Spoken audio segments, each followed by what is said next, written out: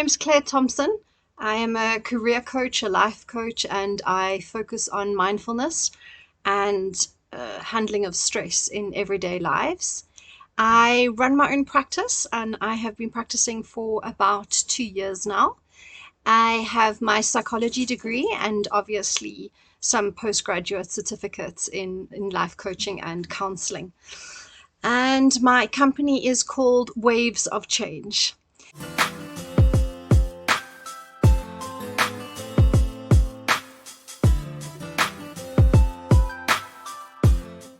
As somebody who runs their own business, this is a very important topic. And I'm also a single parent and have been for 12 years. I have two teenagers and I've single-handedly raised my kids since they were 2 and 3. And so I can really speak from experience when I tell you that my stress levels over the years have been so high that they have very much affected my health. I have even at times taken on some, medicine basically to handle my stress levels, my cortisol levels, which severely affected my sleep, weight gain, headaches. So I've really experienced this.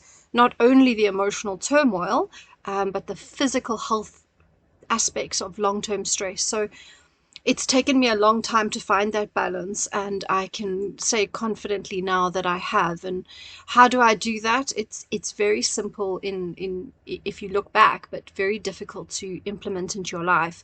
And that is, I take on meditation. I meditate every day. I try to do it in the morning. Otherwise, if I can't find a gap with the kids, I'll do it around about 10 or 11. And over the years, because I have built up a tolerance for meditation, I actually can meditate now up to 45 minutes. But when I started, 10 minutes of just quiet and calm is really a good place to start. And it's very important to meditate, not because I'm pursuing a higher spiritual path that I would naturally do or have naturally done anyway over the years because of the amount of traumas that I've experienced, but because as a A-type personality, highly analytical and quite anxious generally, as an individual, meditation helps me to calm down and to ground myself. And what I've come to realize is that it's very difficult to think and process your problems, to find the solutions, to even to approach your problems with a more positive mindset if you are running on high adrenaline and short breaths. And when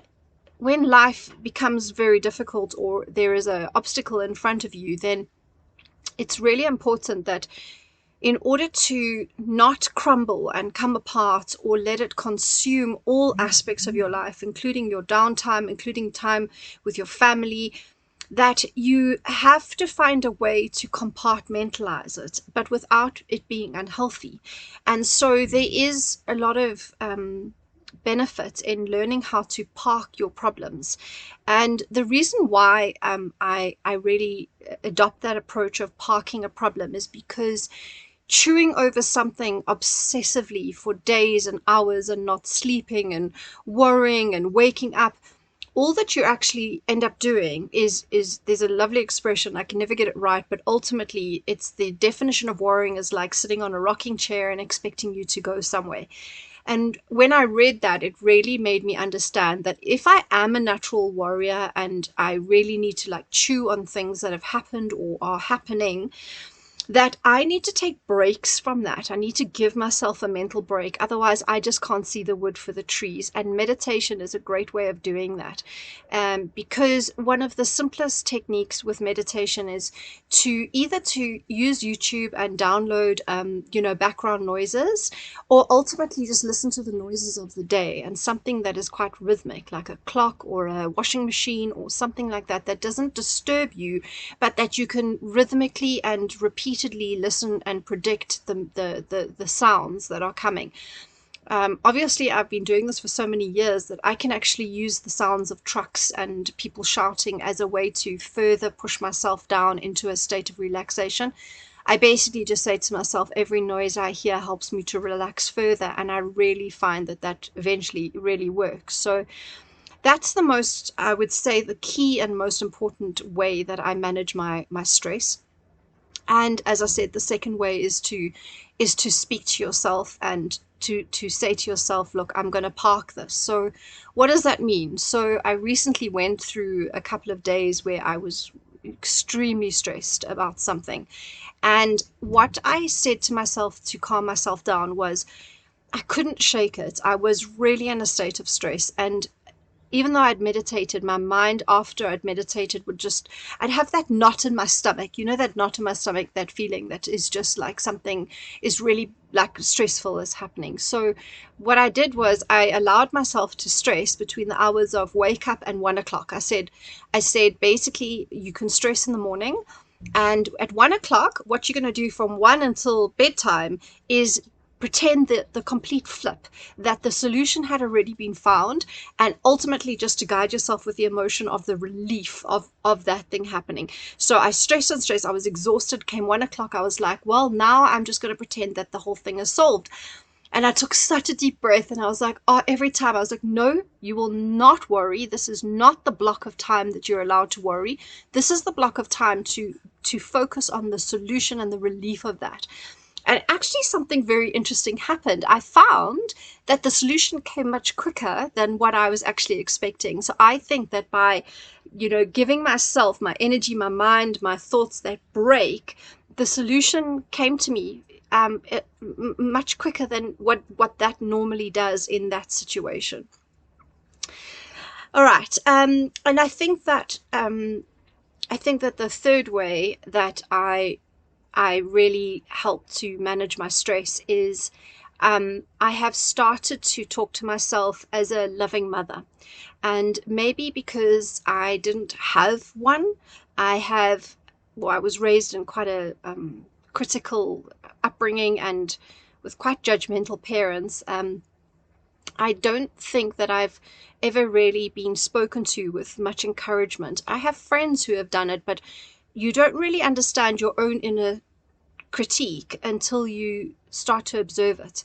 And when you listen to how you speak to yourself and the things you say out aloud, when you take that time to observe yourself like a science experiment, to say, today I'm going to observe everything, observe my body language and how I speak and how I sit and how I feel, as if it was a movie, as if I was a person that I was observing. And you do that every now and then as a check-in to see how you are speaking to yourself and how you are reacting to situations. And when I observe that I am very hard on myself and very critical and quite cruel, actually, in many ways, I adopted an approach of just encouraging myself, saying, well done, Claire, and you will get through this, or this is such a frustrating situation, but look how amazingly you're handling it. And why don't you go make a nice cup of coffee and just relax and go sit in the garden and just take a moment. I really found that I actually started to give myself permission to take it a little bit more easier. And that, interestingly enough, also relieved a huge chunk of stress. Unknowingly, I think that a lot of the pain and stress that I was feeling was probably also coming from myself berating myself, if that makes sense.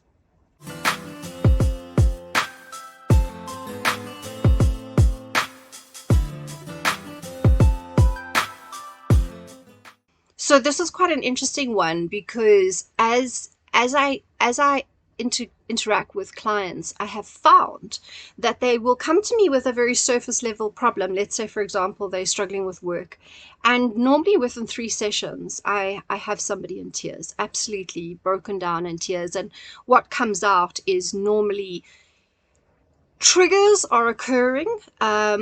It could be that the person just feels lost in life. It could be that the person is struggling in their marriage. It could be something that's happening in work. But something is triggering them that is normally related to underlying major stress or depression or anxiety disorders. Not disorders, circumstances. So it is very important as a lay counselor, because I'm not a clinical psychologist, I am not qualified with my master's, that you are not allowed in this industry to provide therapy to individuals. You can provide guidance, support, tools and techniques for coping and managing these what I call day-to-day stress and anxiety issues. But when a person has been diagnosed by a clinical psychologist or psychiatrist, the only way that I am able to interact with that person, I think ethically, is if they have or are receiving treatment and they are feeling very in control of their circumstances. And then what I am doing is merely maybe the fat on the skeleton. It is the support and the actionable tools that the person can implement. And I will work with them, constantly checking in. How do you feel about that? Is that something that would work for you? Let's play devil's advocate to get their buy-in and to get their input as to what they like, what ideas they don't like, and how likely it is that what I'm saying is actually going to be implemented. Because I'm not here to sit on a soapbox. I'm here to genuinely impart with you from a very personal perspective what I have found works, and speaking to other clients what they have found has worked. So because everybody is different, everybody has different personalities, so what may work for you may not work for the next person. So it is important to identify that if the individual that is coming to see you is not in a place of safety and is not feeling stabilized, grounded and centered, they can be stressed, but they can't be unraveling. Then at that point, you need to hand them over to a clinical psychologist. And because I know a few, I'm very happy to make referrals. Luckily, in my industry, I haven't yet come across anybody who really pushed those boundaries. But I think that if I did identify some signs of an individual that would need a more professional setting with a trained therapist, I would probably identify consistent and persistent signs of depression, lethargy, and disconnection. And the other one that I look for is codependency to the point of obsession.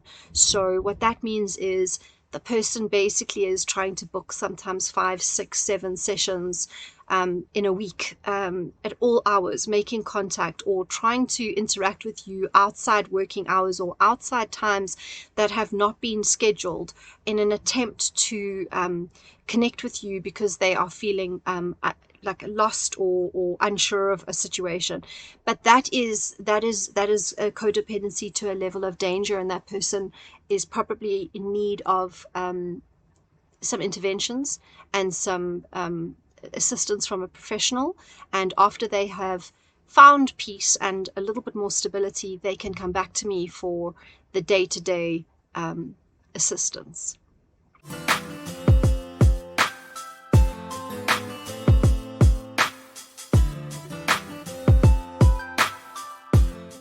So I would share that meditation is an important one, and if you're not into meditation, if that freaks you out a bit, because it really can, for people who are suffering from anxiety, to go from anxiety to meditation is a big jump, then I would just say, I would encourage you to find a place in your house that you are comfortable, even if it's in your bedroom, it's between the bedside and the bed, in behind the mirror, next to the mirror, even if it's in the bathroom. I can tell you, I can share many a time I've spent on the bathroom floor.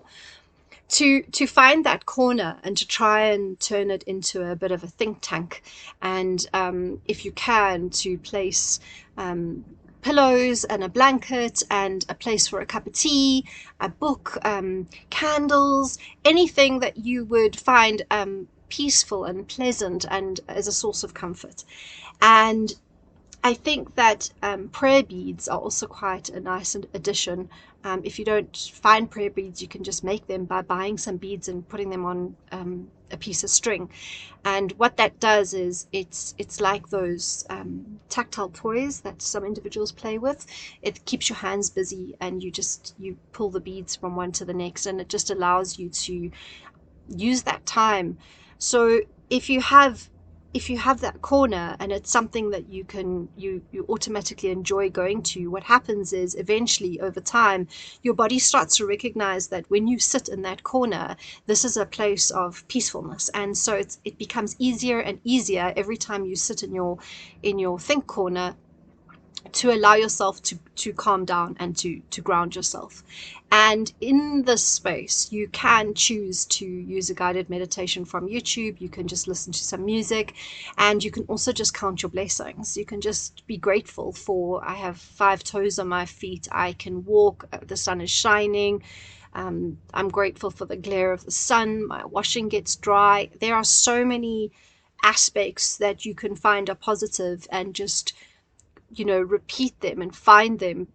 Think of 5 things that you can see that in your life are something that you're grateful for. 5 things that you can hear, 5 things that you can touch, 5 things that you can smell, 5 things that you can taste in your life. Just try to distract yourself. It's like parking the idea and taking your mind off what is causing the anxiety onto something else that you can chew on that actually has a much more calming effect. If you are having a full-blown panic attack, then, and I have a lot of experience with this, one of my children suffered terribly from panic attacks. The analogy I will use is, if a car is at the top of the hill and goes rolling down, at what point in that momentum is it best to stand in front of that car to stop it? Is it at the top of the hill when the car is just starting to roll, or is it at the bottom of the car at the bottom of the hill as the car comes barreling towards you? So I think that it's important that you ask yourself, how far into your panic attack are you? Because if it's starting to rise, then you can utilize techniques like deep breathing, going to your corner. If you're in public, going to a bathroom, closing the door, sitting on the toilet or the bench, on the floor even, and just taking the time to distract yourself with something like the technique that we learn at SADAC, which is identify 5 things that you can see, 4 things that you can hear, 3 things that you can touch, 2 things that you can smell, and 1 thing that you can taste. And that distraction of bringing you into the now can be adapted, as I just shared with you, in meditation. It allows you to count your blessings in that way. It takes your thoughts into a different direction, and that's what you're ultimately doing. You want to just jump the path. Like, you're going on the road, the car's going down, you kind of want to just change the rail track quickly as you're catching yourself. If, however, you are in a full-blown panic attack, then it isn't as easy to distract yourself, and my advice would be to just let it happen, to not try to stop it, because at that point you may find that the very fact that you can't stop it is also contributing to building the panic more. Whereas if you can say, look, the car is already in momentum, I'm just going to breathe through this. How do you get out of a problem? You take 1 step at a time. The only way out sometimes is through. And so if you're halfway through the tornado, then just let the tornado go, and be gentle with yourself. Be kind. Just say, okay, my body is going into its fight or flight. I just need to be in this moment, and try not to avoid being scared of all this negative emotion. I don't say this proudly, but I can tell you from somebody who's experienced a lot of trauma. I joke with my friends and I say I've touched the back wall of hell and I've walked back out. And why I say that is because sometimes people avoid their negative emotions as if they're going to kill you, but they're just emotions. They're just like the positive, and they can't do anything to you. It's just an emotional scale. There's a negative side and there's a positive side. And if you can try to understand that feeling those negative emotions is as healing as feeling those positive emotions, it's like each emotion is a friend that comes to visit, and that person that is coming, I understand that it's unpleasant. I'm not saying that, being in a panic or feeling ultimate terror and fear is something, as a friend that you want to visit all the time. But if you can just understand that it's just an emotion that's visiting and that it will end, it just allows you to sit with that and just be like, okay, this is fear, or this is panic. This is my panic. This is what my panic feels like. And by doing that, you may come to also understand the width and height and breadth of your panic. How deep does it go? How far does it go? How bad do your panic attacks go? Because once you have information on your negative emotions, it also becomes easier to bring back control. Because one of the reasons why the panic or anxiety is getting out of it escalates is because you feel out of control. Where will this go? What will happen? How do I stop this? What did I do? Are endless questions, and that can cause so much feelings of vulnerability because you can't control the situation. It's out of your control. And so one of the nicest ways to bring back control is to ride the roller coaster and just become so familiar with your panic attacks, with your anxiety, with your fear, with your terror, that eventually it just becomes like an old friend. You're like, okay, sadness is here again. I know how this works. I've been here. It's okay. I know there's a beginning. I know there's an end. And then you can take it to the next level and say, well, what do I do to start practicing ways to minimize the terror? What works for me? Because a lot of times you'll look to outside individuals or therapists or online to find solutions. And yes, we can help, but I'm also a firm believer that we can help ourselves, that we know what is best for ourselves. And so I use a guidance system of my emotions in every minute of my waking day. I ask myself constantly, how am I feeling about this? And I use my gut, that knot in the stomach, or the happiness, or the sadness, or the irritation, to feed back to me mentally what it is that's going on. And so even in a panic attack, you can say, okay, I like that. That feels a little bit better. I actually like a weighted blanket or a hot water bottle or lying down on the bathroom floor. I like that. It might be something that you didn't find online or somebody told you, but you're experimenting with your own circus basically, and saying, how does this all work? How does it fit together for me? And so I encourage you to explore your own inner world with vigor and curiosity and a sense of adventure, to understand who it is, what it is, and why, because that will help you to bring back the control into your life. I'm just thinking if there's any other effective techniques or coping mechanisms for managing anxiety and stress. I want to say the obvious, but I won't elaborate on it.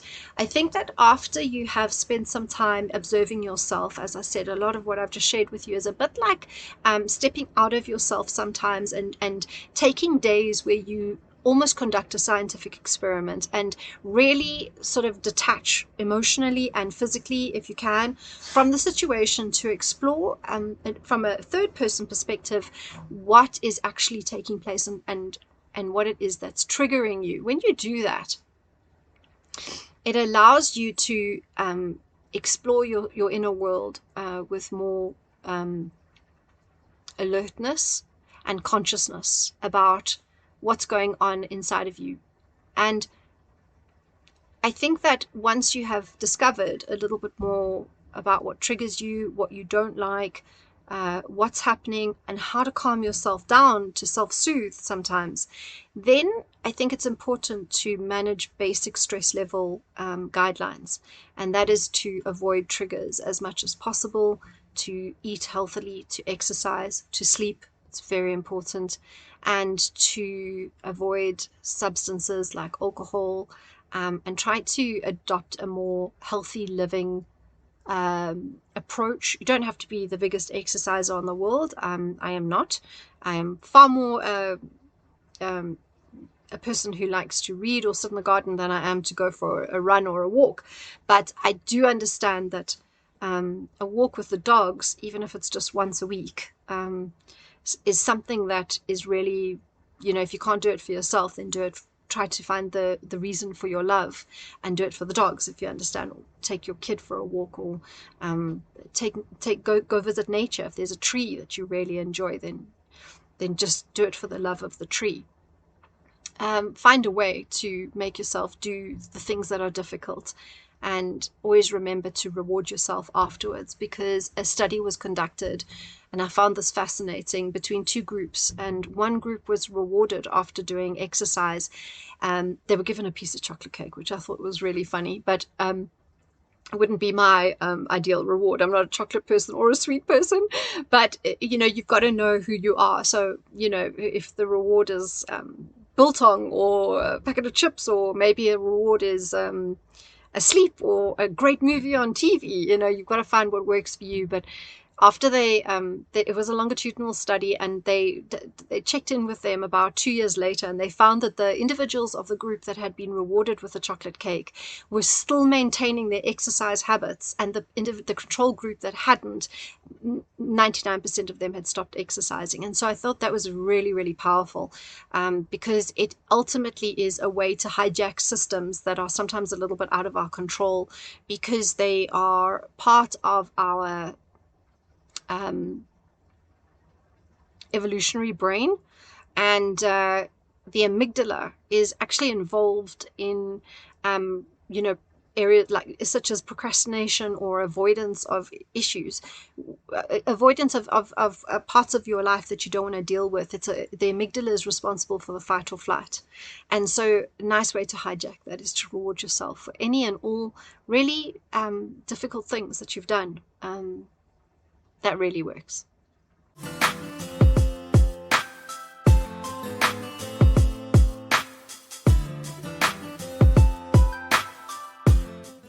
So resources, I would definitely recommend a clinical psychologist if you're on medical aid, and your local GP. I think GPs are underestimated. The GP is a family doctor, and the way I see it is psychologists and psychiatrists are very important for high-level mental health issues. So if you're in a bipolar, schizophrenia, if your depression is taking on a very serious note and suicidal ideation is coming into play, all of those categories, then you go straight to the psychologist and psychiatrist. If it is everyday stress, like it's related to a very traumatic environment, or lost your job, divorce, hijacking, any of these what I call life circumstantial issues that are causing stress and trauma, and you're not sleeping and you're not eating and you've got all the symptoms of depression and anxiety, I think that GPs play more of a role than we give them credit for, and they are very much an accessible resource for us through the clinic, if you're not on medical aid, through the government hospitals, and your GPs are everywhere, and they are fantastic at being able to assist you with a type of medication that is just to help you to relieve your symptoms. Now, I'm not pro medicine if I don't need to. I'm very much a natural person, or I'll help myself before I automatically turn to medicine. So I'm not promoting it, but I think that there's a time and space for everything. I think that there's a time and space for everything. I think there's a time for homeopathic, there's a time for medicine, there's a time for self-help. And to really become effective, you have to know when to use each, but also to understand the combination of all three. That the combination of all three can literally make the difference between life or death.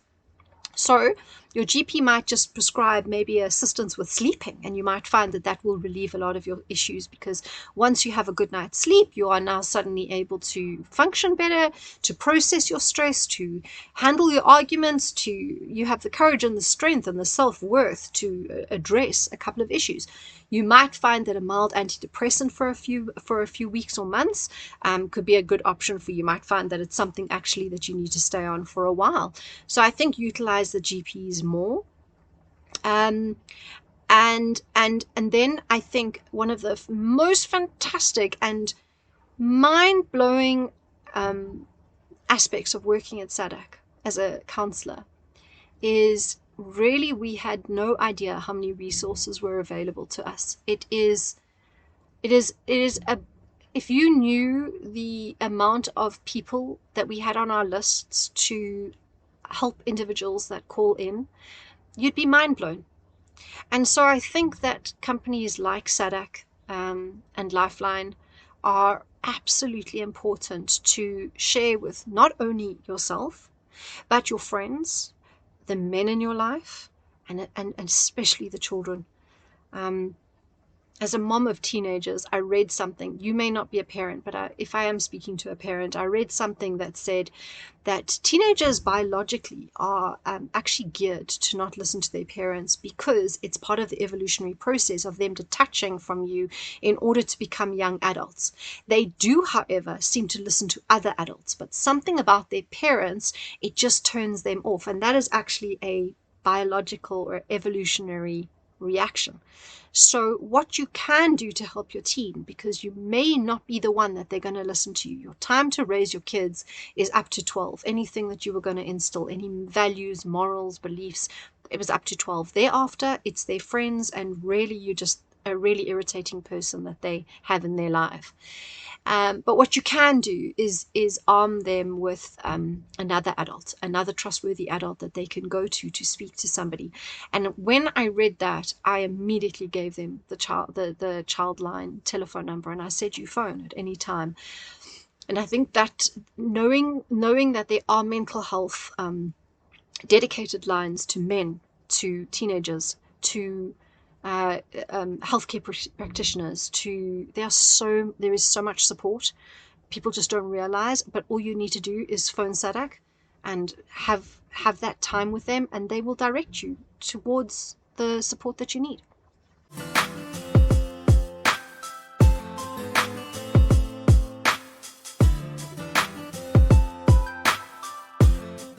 And I loved this question. When I read it, I couldn't wait to end with it. And I'm going to say this, that as women, we all know that we are incredible individuals with so much love to give and care, and we face a lot of challenges. We know them, we don't need to list them, and it can be very stressful, whether you're a single mom like myself, whether you're a young woman becoming a student and trying to find their path and manage a relationship at the same time and your man's needs, whether you are a career woman, fighting societal judgments about not being married or having kids, whether you're an older woman losing her beauty and feeling ugly and alone and unloved, and whether you're a elderly lady who's lost most of her friends and family and feeling like the last stage of life needs to now be approached, and it's scary and horrible and not your first choice. The advice that I would give every woman is to learn to take a book out of the narcissist page. So let me explain. We've all read about narcissists, right? Or people on a narcissistic scale, which is they are the takers. They take with very little care about the other person's well-being, emotional well-being. I'm not saying become a narcissist, but what I'm saying is, what is a definition of a woman, really? And generally speaking, I'm just giving the rough outline, women are the opposite of that. We are generally the givers, the nurturers, the lovers, the ones that care, that want to help, that are the first to sacrifice their own needs in order to help somebody else. And the best advice I can give you is to practice something which is quite difficult to start, and that is to say to yourself, what do I need from this situation? So let me explain. You're becoming overwhelmed. It might just be general stress, like there's just too much from the house to the kids, to the studies, to the finances. It could be everything. Or you could find that you have a really difficult person in your life, a toxic boss or a difficult partner or a difficult child. These are just examples. what happens is we generally get triggered into reacting emotionally, but we don't really know how to control the situation or to change the situation without learning effective techniques that we get when we go to therapy. So I'll impart with you the importance of, in these moments, saying to yourself as a woman, I'm just going to take a pause here and I'm going to say, what do I need from this situation? What do I need right now? And by doing that, what you are doing is, instead of focusing on giving somebody else something that they need, you are halting the process, you are parking the problem, and you are saying, what do I need right now? That in itself can be quite difficult for a lot of people because they find it very difficult to even identify what they need, but also to say, well, now, how do I get this now? So once you've identified what it is that you need, that's why I said take a page out of the narcissist book, is to then say to yourself, well, I need to get this now because I have given, but I'm not really getting anything back. And just like a good business, you don't go to Pick and Pay, for example, take something off the shelf and just walk out and then go there again 17 times and just keep taking. They'll arrest you for theft. So in life, relationships and interactions should be based on the same premises, that they should be give and take. But sometimes we get a little bit distracted about, like in the giving, we just forget to do the taking. And so what I would say to you is try to find a way that you can now start taking back things that you need. It could just be that I need you to leave me alone. It could be that I need you to cook supper tonight. It could be that I need you to drive me somewhere so that I can just take a snooze in the back of the car. Whatever the story is. And once you've identified, ask for it. Find a way to get that help that you've identified. I understand that that can also be like, well, I need $10,000. I know that joke. I've had that one like rolled back at me. But it definitely still starts the conversation. Well, great, you've identified that you need more money than what you're earning. So there starts the next situation. Who can help me with that? It's the same concept. It just might be a longer process.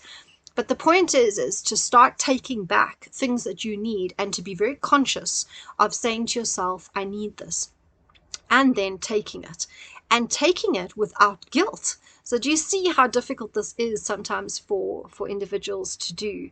And so it really is something that you have to learn to practice, and you'll get better and better at it.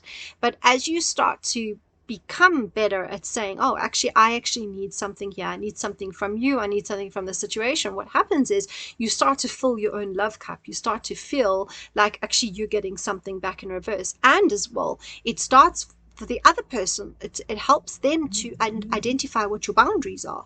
It helps them to understand, oh, okay, this person is giving me something back here. Because sometimes when we don't actually put our needs out there and we don't express explicitly in words what it is that you need, other individuals tend to just bulldozer over you because, well, you're not putting up any resistance. And so that can also contribute a lot to our own situations because we're too passive or too loving or too caring and not narcissistic enough to pull back and to demand things that you need. It really builds self-confidence. It builds resilience, and it builds boundaries. So that would be a very, very important one that I would say in a lot of situations. And it's also a form of self-love, because when you are aware that you need something and you're not asking for it, and then you encourage yourself to ask or find a solution to bring that into your life, what you're doing is you're starting to mother yourself. You're starting to take care of yourself. You're starting that self-love again. And if you combine that with the technique of speaking to yourself lovingly and encouragingly, and even if things don't work out, try again, to constantly have that voice in your mind saying, you can do this, and this will come right, and why don't we try this? And that was such a good idea. Have you thought about this? You are opening up an inner dialogue that allows you to start taking control of your stresses, your triggers, your life, and areas that are causing you stress and anxiety. And that is a huge step in the right direction. And combined with the other techniques that I shared with you about parking when you're out of control, or removing yourself from a situation that is really causing you to trigger, and combining that with meditation and grounding yourself and knowing your peaceful place, I really think that those are great techniques for women to implement to help start feeling calmer and better. And over all of this, as I shared with you, is your emotional scale. And if you can constantly check in with yourself and say, this feels good, and try to move up, just Google the emotional scale, you'll understand. And just move up the scale. If you're in a negative area on the scale, try to move up it, move towards. You can't jump from one to the other. You can't go from furious to ecstatic. You can't go from, absolute jealousy to gratefulness. It's just too much of a jump on the emotional scale. That's why it's important to know what that scale is, that we're just moving incrementally up into better feeling emotions. And so those negative emotions are just feedback mechanisms telling you a little bit more about what you're feeling.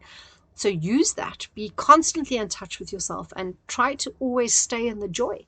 If you start practicing every day for many hours of the day, does this make me happy? Is this what I want? What do I need right now?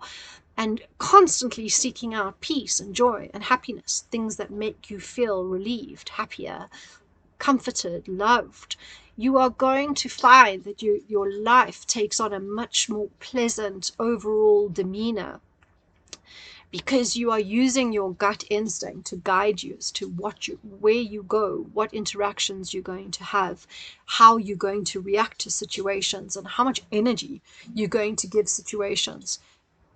Because ultimately, you want to choose peace, you want to choose happiness, you want to choose love.